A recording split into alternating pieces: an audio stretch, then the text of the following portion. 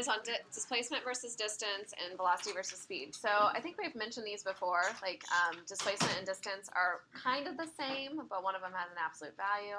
So the story I usually tell is about cross country. So when I send my runners out and I say, go run 3 miles out and then turn around and run 3 miles back, right? Their total distance that they travel is 6 miles, but their displacement, like if you take their final position minus their initial position, if they end up back at the school or whatever, then their displacement is 0. Does this make sense? So distance, you're going to take all of the absolute values and you're going to add them all together, right? And then displacement, you're just going to take like the positives and negatives and add them together as they are. So the two formulas that you need to know, cold, so every time you see these, you know, is that the distance is the absolute value of the velocity from point A to point B, and displacement is going to be just the integral of just velocity. Okay, so one of them has the absolute value. Sorry, I didn't say the integral of the absolute value. So write that down on your AP test every time it says distance, every time it says displacement, so you get those points. So on a lot of these, I'm not going to spend a lot of time going through every single part of these. So I might skip it and just not do the final answer, but I'm at least going to show you the setup for these, okay? So number 1, it says, if an object moves along a straight line with velocity of v of t equals t cubed plus 3t squared, where v is in meters and t is in seconds. Oh, there's no, comma, find the distance traveled between t equals 1 and t equals 4.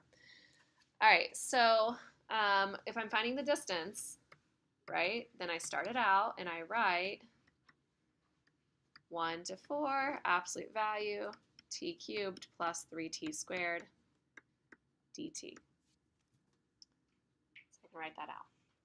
The easiest way to write this on your AP test, and the way that I recommend you to write it, is actually like this. Why would I recommend to just write v of t? Yeah, instead of that t cubed plus 3t squared, why would I say that? Why do you think? Because v of t is equal to that, yeah, but why would I have you write it in the shorter way? So if you make a mistake. Yeah, like what if you instead write a t squared instead of a t cubed, or you put a minus instead of a plus? Like there's lots of mistakes that people make when they're nervous taking a national exam, right? It happens all the time. So I would always write it in the easiest way possible first. Okay, so anyway, so I have all of this. And this is why we just did that last section, section 48, which was the absolute value functions, right? So integrating with absolute values. So if I was going to do this by hand, I would have to find where I'm crossing the x-axis and so on. There's actually a lot of algebra 2 involved in this one.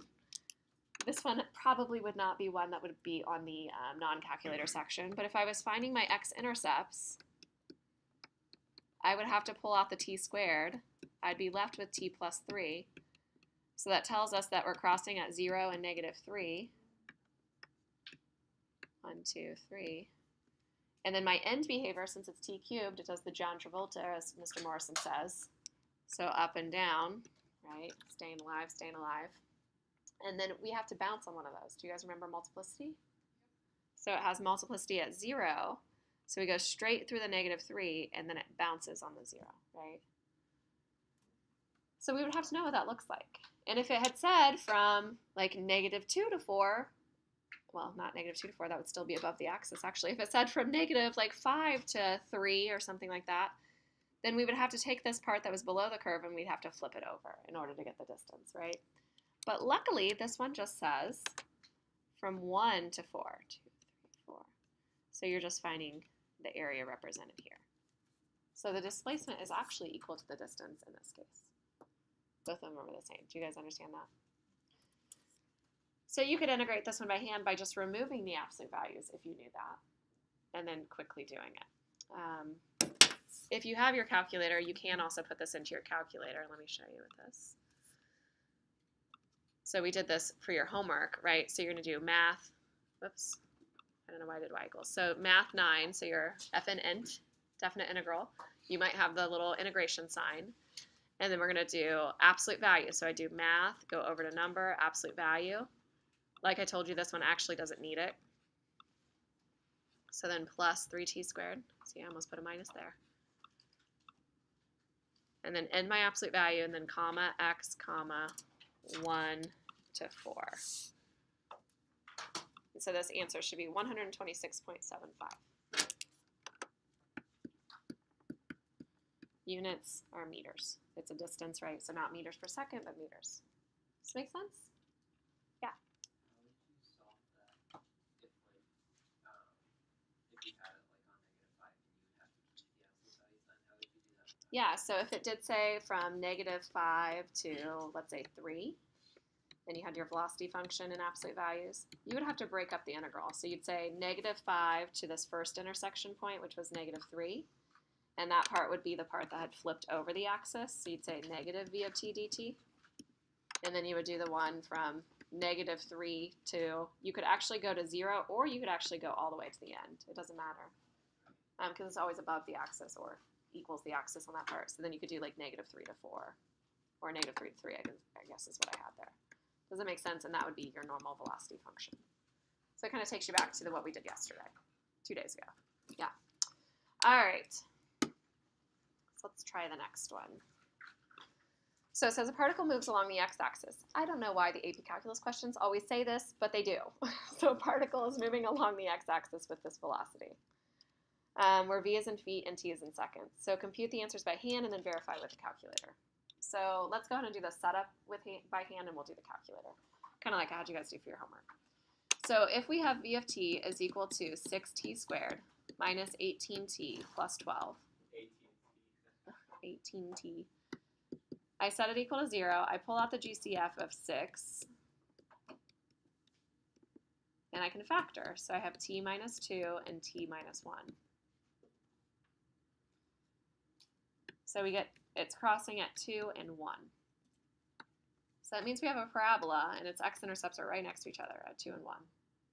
So it's probably not going to dip very far down below the axis. Something like that. So if I'm trying to find the distance, immediately when you see distance on your AP test, you're like, oh, got it. Absolute value of the velocity integrated from 0 to 4. Right, we write that down. So what would happen to this graph is the part that was above the axis stays above, the part that was below flips over.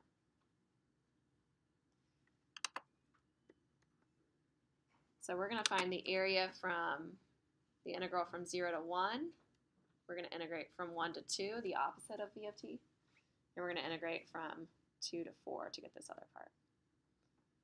Does that make sense? So if I was doing this by hand, it would not be pretty.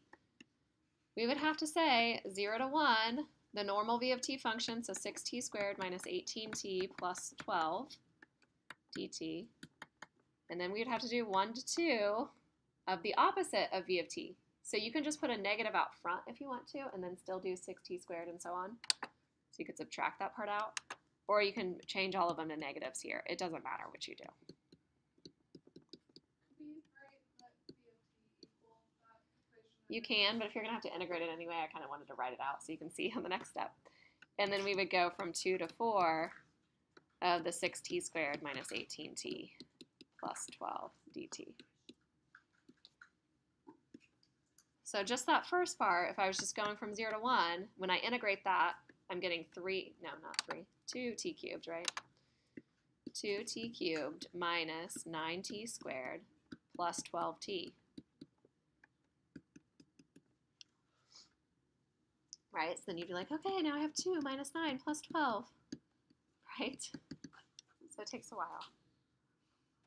It's a lot to do by hand, right? So I'll let you use a calculator. But I do want to mention, notice how some of these numbers are repeated, like the 1 and the 1, the 2 and the 2, right? So it can be convenient, instead of doing the negative 6t squared, if you do make this a minus, and then keep these the same, because then you're like reusing the number you've already found. So that can make it a little bit nicer, but either way. All right, so let's go ahead and, did anybody do this already? So math 9. Let's do the absolute value. So I'm going to do, oh, you got 34? Thank you. So all of it all together makes 34. Okay, so distance, that's much harder than displacement. So when it says find the displacement, we like displacement because then we don't have to break it apart, right? We're just saying, oh, 0 to 4 of v of t dt. So no absolute values this time. So we're going to have our 0 to 4 of our 6t squared minus 18t plus 12. And so you can do the same thing on your calculator, just go through. You can delete the absolute value that you had before. I think this one is 32. Is that right? Indeed it is. All right. All right, does this make sense? Do you see why we did the last section first before we did distance displacement? Kind of leads right to it. All right, so this next one. So it's the same kind of thing. It says for the following problems, the velocity is given. Find the distance and displacement for the given time interval. So if you're finding distance, we have 0 to 3, absolute value of v of t dt. So that's the one where you would have to find, if you were doing it by hand, you would have to find where it's crossing. So you would set your t squared plus t minus 6 equal to 0, and you'd factor. So you guys don't have to write every single step here, but you get 2 and negative 3. And then it's an upwards parabola. So the part that was below the axis gets flipped over.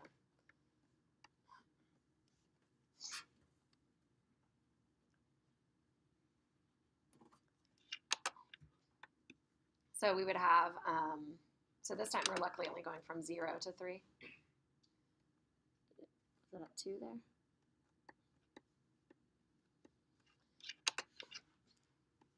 So we would do 0 to 2 of negative v of t dt, and then 2 to 3. I lose my voice.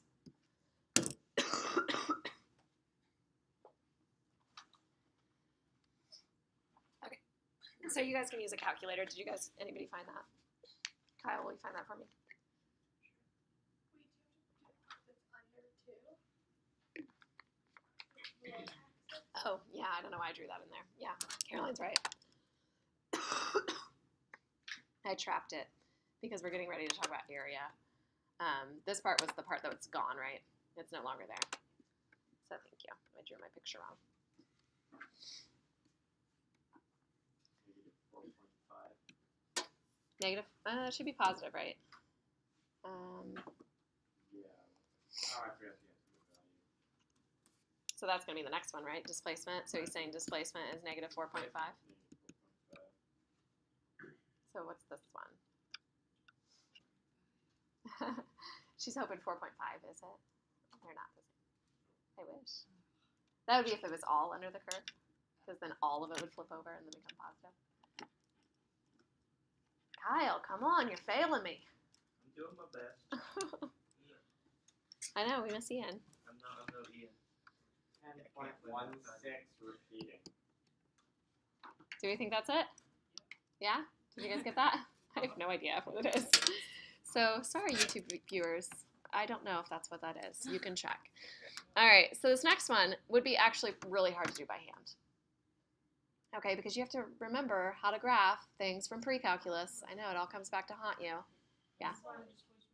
The displacement, you're just integrating from 0 to 3 of v of t dt. So no absolute value. Yeah. Is that what you got? Yeah? Yeah, Caroline. So like on the AP test, we could have something like number 4 without a calculator. You could, yeah. I bet they would probably draw the picture for you, but who knows. All right, so if I have y equals 2 sine of t plus 1, okay, think back to algebra 2. Tell me what kind of like stretches and compressions we have, and right, left, up, down, what are we doing? Up. It's going up 1, vertical stretch by 2.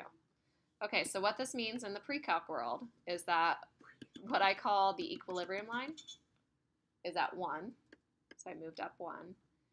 And then my sine curve looks pretty much the same as what it looked before, except instead of going up to a height of 1 and down to a height of negative 1, so in this case going up to 2 and down to negative, or down to 0, how far am I going to go up? What's my highest point? What's my lowest point? Yeah, so I'm going to go up 2 from this, and then I'm going to go down 2 from this. So what's that height and what's this height? 3 and negative 1, right? Okay. So I'm trying to figure out the distance, if I want the distance, anything that was below the axis now has to flip over. So this little part that was down here now gets flipped over.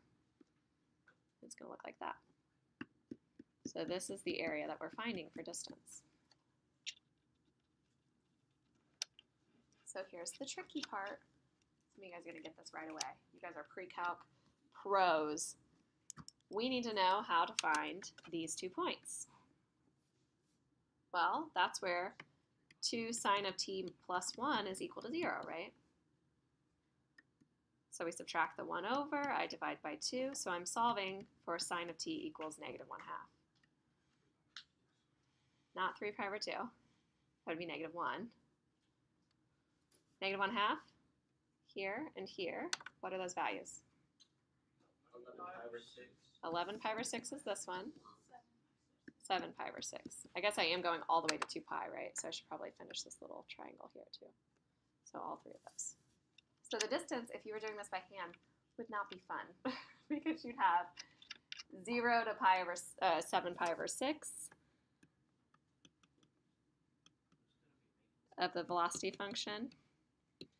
And then you would have 7 pi over 6 to 11 pi over 6 of the negative of the velocity function. And then you would have 11 pi over 6 to 2 pi of the normal velocity function. Ooh-wee. Fun, fun. So you'd have to integrate your 2 sine of t plus 1 and plug all this in. Lovely, lovely. All right, so you guys can use your calculator if you want.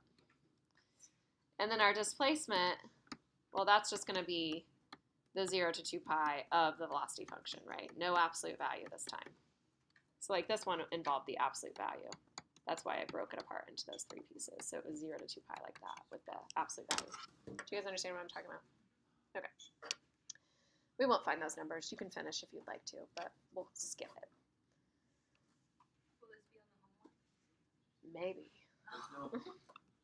All right, here we go. So speed versus velocity. Yeah. So what's the difference between this and what we did yesterday other than we It's pretty much the same. Now it's just like an application of it. So why do we do the absolute value? Because we have absolute value in the real world, right? When we talk about distance versus displacement. All right, so speed and velocity, kind of the same idea. Speed and velocity are related. Speed is the absolute value of velocity. So when I say, oh, I'm traveling at a speed of 50 miles per hour, right?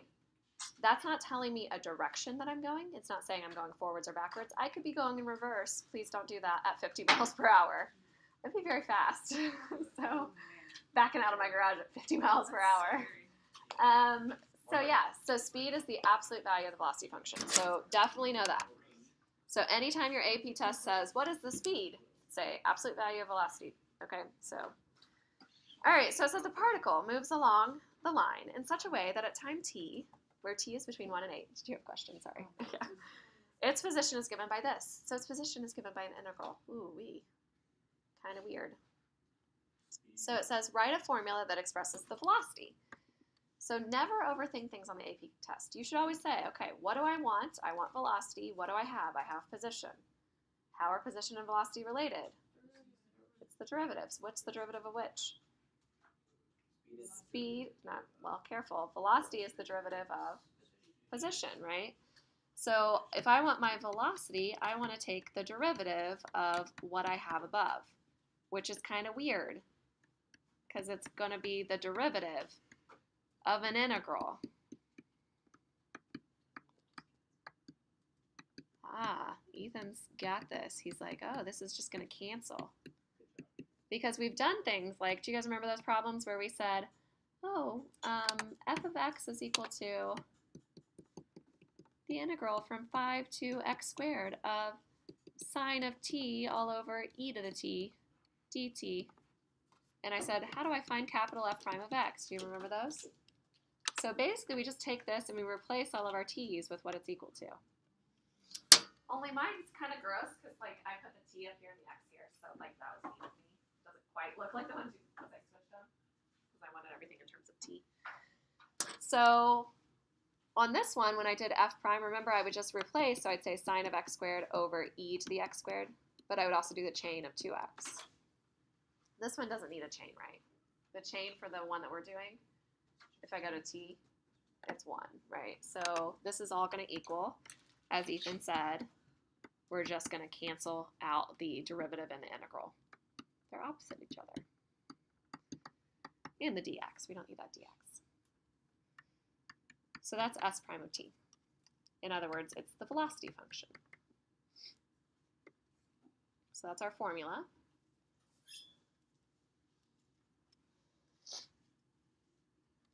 So part B says, at what instant does the particle reach its maximum speed? Okay, this is a calculator question. Probably, right? Natural log sines, cosines, probably a calculator question. So we want to find where it reaches its maximum speed. So you could try doing this by hand, but it's really nasty. We're going to use our calculator to help us. Maximum speed. So let's write what the speed is. Well, the speed is the absolute value of the velocity. So it's going to be the absolute value of 1 minus, I don't remember what my thing was, x cosine of x minus natural log of x times the sine of x. And we're going to put that in to our calculator. Oops. Oops, y equals. So I'm going to do absolute value, so math 1, and it will probably take, or not math 1, what I'm talking about, math, go over to number, and then 1. It'll probably take a while to graph because anytime there's an absolute value, it kind of has to think a little bit. So if you hit the graph button, it might take a second. So go ahead and try this along with me. It's just making me do all the work, aren't you? All right. 1, 5, 4, 5, 3, 5, 4. Good. All right, now notice it does look like it's getting bigger and bigger and bigger, but then go back to your original problem. What interval are we on? 1 to 8. So what I would do, just to make sure you don't look at those bigger values, is I would change my x-min and x-max from 1 to 8. So that way you don't look at the things like far off on the right, because I think it does get bigger and bigger and bigger and so on. Okay, and so then Grant just found the maximum of that with his calculator using the maximum function. So we didn't actually have to find a derivative of it, right? That's how you usually find maximums by hand. You find the derivative, set it equal to 0, test on the left and the right. So we're just going to go to second trace maximum, and we're going to find it. So we do left bound, and I think it is that number that Grant said, right bound, and then guess. I usually go where I think it is, but you don't have to. So 6.422. Something like that. Okay. Was that what it was? I feel like that's not what I had in the first class. Huh? Yeah, I got 6.72. Did I mess something up? Absolute value. Was it 1 minus x cosine of x minus natural log of x? Oh, I put cosine of x, didn't I? Sine of x? Yeah. Ah, good. Thanks. And it was what number? Yeah, 6.7. And it says what instant, so that's talking about the time. So it's at that many units. And we don't have units. It doesn't say like seconds, meters, anything like that. So yeah, if you find this maximum, it should be that. So that's finding the. That's finding the location, the time. Oh, so that should probably be. Why do I have X's here? I should make these T's, right? Is it T's in the, it's T's in the problem, right? Same thing though. Isn't that the speed and then the other thing? Nope, that's your T value, and T is standing for time. But if I wanted the maximum speed, that would be the Y value of this intersection point. So we would do a second trace maximum. Did you guys get that number too? So if it said, what is the maximum speed? Then your maximum speed would be whatever your, whatever this Y value is. So we'll give it right here. So 5.896. Okay, so that would be the maximum speed. But it just says at what instant, at what location, what time does it reach its maximum speed. All right, and then when is the particle moving to the left? So if I want to answer when is the particle moving to the left, it's not on the interval? I don't know. That was the speed that we just graphed, right? If I want where it's moving to the left, I want where my velocity function is less than 0, right? So I would go back to your graph, And instead of that absolute value, I would just clear that out. So delete. I don't think I put my end parenthesis on there anyway. So then now when I hit graph, I can find where it's moving to the left by finding these intersection points. So it'd be here to, I think it almost goes to 8, but it's not quite 8. So the last class we were like, it looks like 8. So we would do second trace 0 to find that first intersection point.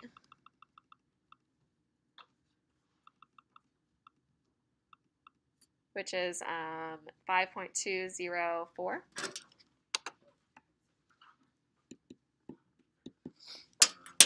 And then if you aren't sure if it's hitting it exactly at 8, which sometimes it probably will, that's probably why they give you that certain interval in the first place. But if I do second trace and I want to figure out what's happening at time 8, if I hit x equals 8, it tells me I'm above the axis. Do you guys see I did value? It's like I did the t-table thing. So I got 8, 0.106. I'm actually above the axis. So what does that mean? I had to cross the axis a little bit before that. Wait, So let's do second. What did you do to get that? I did second trace value, and that will give you any value in your t-table Oh, okay. instead of going to table. So you could say like 5, and it would say, oh, that's going to be 5, 1.12, whatever. And then if you wanted to like access what that y was, how would you do that? Because like Oh, if you wanted to use that, you can get it, but if you wanted to do y, how do you do that? like on the main screen? Yeah, so that's a good question. So remind me in a second. So if I want to find this other one, I'm going to do left bound, right bound, enter. And I got 7.987, so almost at that full 8. Okay, so what Caroline's asking is she's like, how do I access, like how do I use y values from the table if I wanted to input it into another equation or something? If you go back to your main screen, and let's say I wanted that y of 5. I don't know why we want y of 5, but if I wanted it, I can do vars, y vars, function, y1, and then of 5, like parentheses, kind of like f of x, and it will give you that y value. Tricky, huh? All right, and then find the total distance traveled from 1 to 8. So remember, that's the absolute value of your velocity going from 1 to 8. So since I've already typed that in once, I don't want to type that back into Math 9. So there's a trick for this as well. So you can put your absolute value back in under y equals. You can do insert and put absolute value. Or you can just go to your main screen and you can do Math 9. And you can put the absolute value here. So math, number, absolute value. And then I can put that y1 in. I think I heard someone say it. Y vars function y1. And that will take everything that you had typed in for y1 and we'll put it there. So then we're going from 1 to 8. But sometimes it does take a while to think, especially when there's that absolute value as well, because it's pulling information from y1, but also putting it in an absolute value, which takes a little bit. Anybody have it? Your calculator might be faster than mine. I want to say it's like 21 or something. I can't remember. We'll see. Do, do, do, do, do, do. Dude, this takes a while.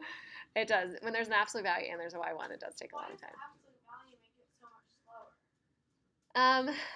I don't know. Yeah, it shouldn't. So 21.461 is the answer. Yay. Okay. Does that make sense?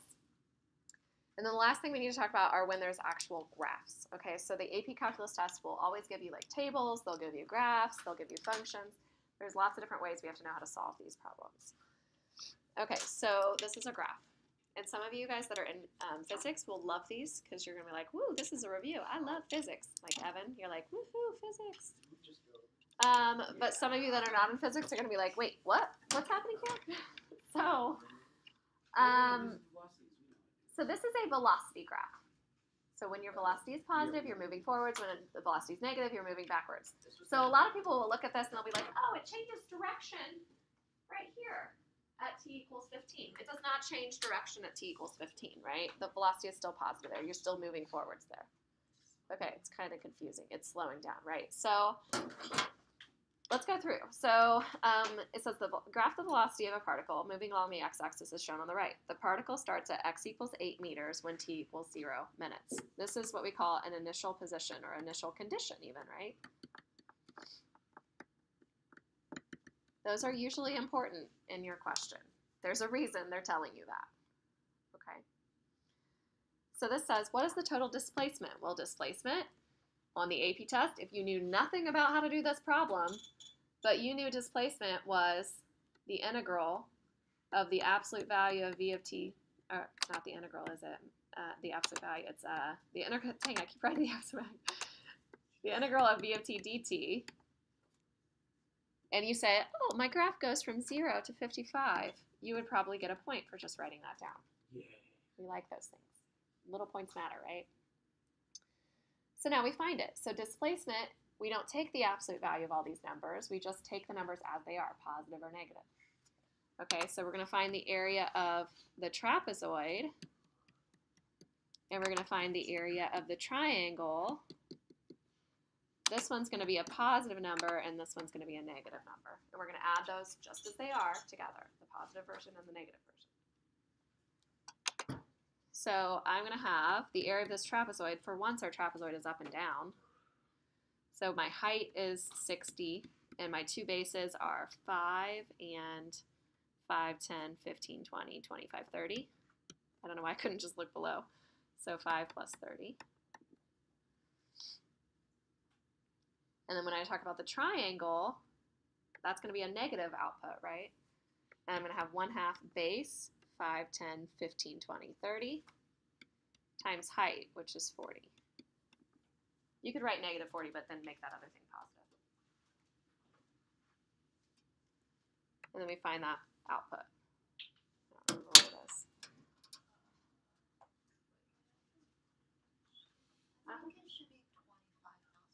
it is. Is it 25? 5, 10, 15, 20, 25? Yeah, it's 25. Thank you. 25. We're adding, it's below the curve, so we're using that negative value. Like the integral would be negative if I did the integral from 30 to 50, it would be a negative number. Okay. What do we get? 550? Is that what that mumble was in the back? Yep. Okay. Yep. I don't know what I thought I heard. All right, so what is the total distance traveled by the particle? So basically the same thing, but now we write down, instead of just v of t, absolute value of v of t dt. So we still have our numbers. Sorry. But now we're going to add those results, those areas that we had together. So what do we get when we do that? I feel like it's like 1550. Yeah, okay. Wait, so why is it not negative then down there? Like, why is it not 1/2 times 60 times 5 plus 30 plus, like, minus? Because we did the absolute value of it. So all of these heights basically are then positive. Okay, I feel like that first number is not right.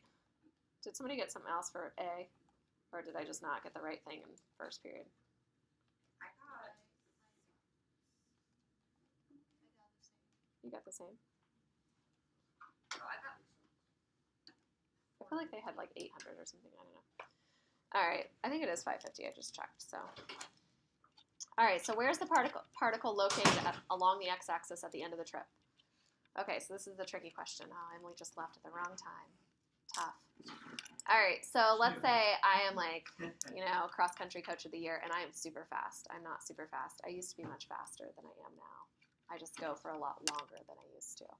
But, so let's say I'm super fast, and I decide that Michaela is just so slow. And I want to give her a head start. So I'm like, Michaela, you just go ahead and you start 2 miles ahead of me. And we're going to run down this road. And we're going to run down the road. And I want you to go a total of 5 miles. So, she goes for 40 minutes or whatever, and she goes 5 miles. How far along the road do I have to run to get to where she stops?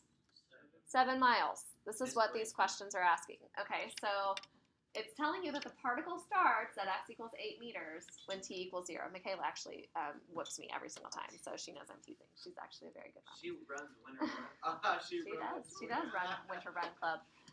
All right, so we're starting at 8 meters. And maybe I'm going forwards and backwards and forwards and backwards. I don't know what I'm doing. But if you start and you have a head start of 8 meters, and then you move off of that starting position a certain amount, right? How do I find Its final position. What do I add to that 8?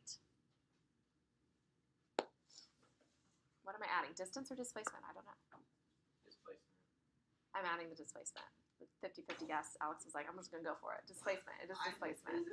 That's true, because you're adding, you could go forwards and backwards some, but let's say your total displacement is 3 miles, and you started at 8 miles, then you're at a total of 11 miles away from the, wherever the original, along the line.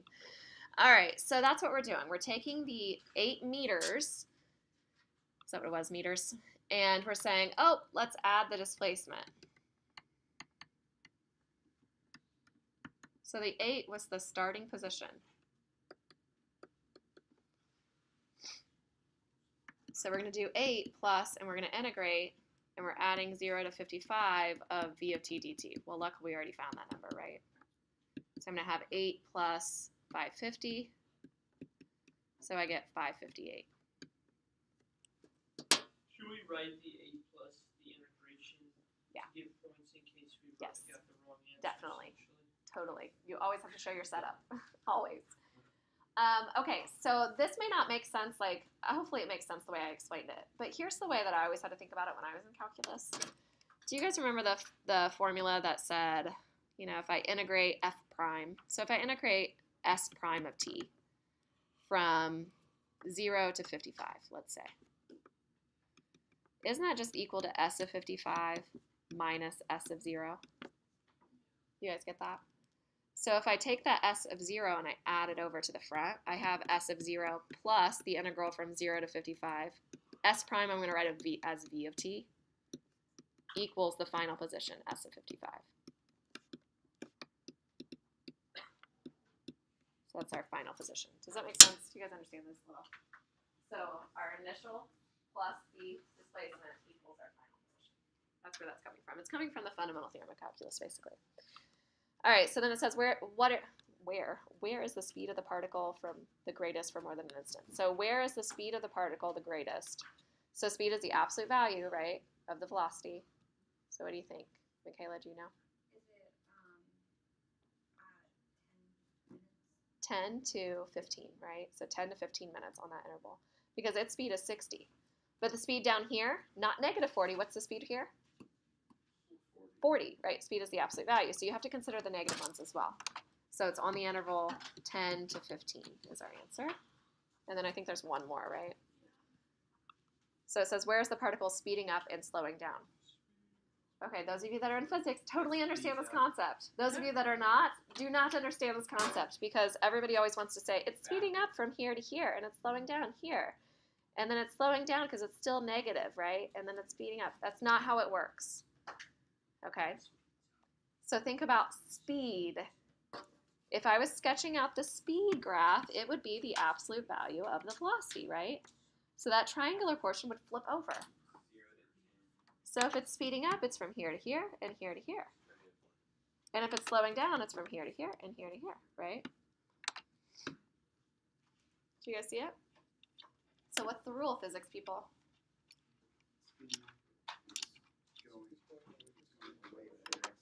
If it goes away from the x-axis, that's the way to say it. If it's slowing down, if it's going towards the x-axis, yep.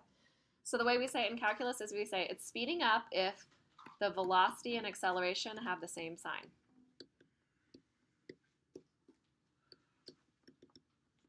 Okay, so looking at my graph, my velocity and acceleration is the slope, right, of velocity. So notice how on this section right here, I was above the axis, so my velocity was positive. But my acceleration, my slope is also positive.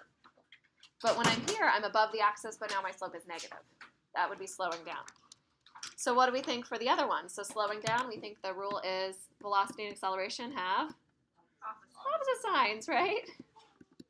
Surprise, surprise. So what intervals did we say? So for speeding up, it's going to be 0 to 10 and 30 to 40. And slowing down was 15 to 30 and what is 40 to 50? Yeah, 15 to 30 and 40 to 50. Does that make sense? Do you guys understand those graphs? Okay, So let me pass out your homework and let me explain what I'm going to have you do for your homework.